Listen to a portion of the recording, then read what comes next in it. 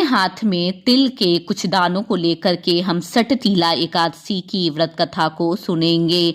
प्राचीन काल में एक ब्राह्मणी रहती थी जो कि बहुत ही पूजा पाठ करती थी और बहुत ही कठिन व्रत भी किया करती थी। लेकिन उस ब्राह्मणी में एक कमी थी, वो दान्यपूर्ण विशेषकर अन्न दान नहीं करती थी।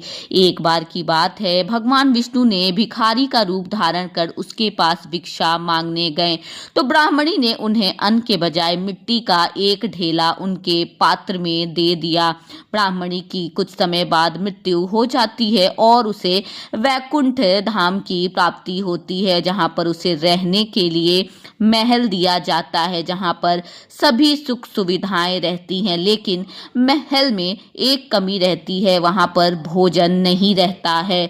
उसे बहुत ही आश्चर्य होता है। अपनी इस दशा से परेशान होकर के वे भगवान विष्णु से पूछती है कि ऐसा क्यों हुआ। तब भगवान विष्णु उसे बताते हैं कि तुमने कभी भी अन्न का दान नहीं किया, अब तुम सटतीला एकादशी का महत्व जानो। और उन्होंने कहा कि दान और त्याग तुम्हें करना चाहिए। विष्णु जी के कहने पर ब्राह्मणी ने देव स्त्रियों के साथ मिल करके सटतीला एकादशी का व्रत पूरे विधि विधान से किया, दान किया।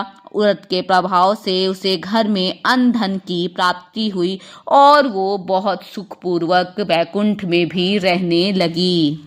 इस प्रकार से कथा यहाँ पर समाप्त होती है। अब हमने जो अपने दाएं हाथ में तिल के जो दाने लेकर के कथा सुनी थी, उन दानों को हम भगवान श्री हरि विष्णु के चरणों में समर्पित कर देंगे और कुछ दानों को हम कलश में डाल देंगे जिसमें कि जल भरा हुआ था।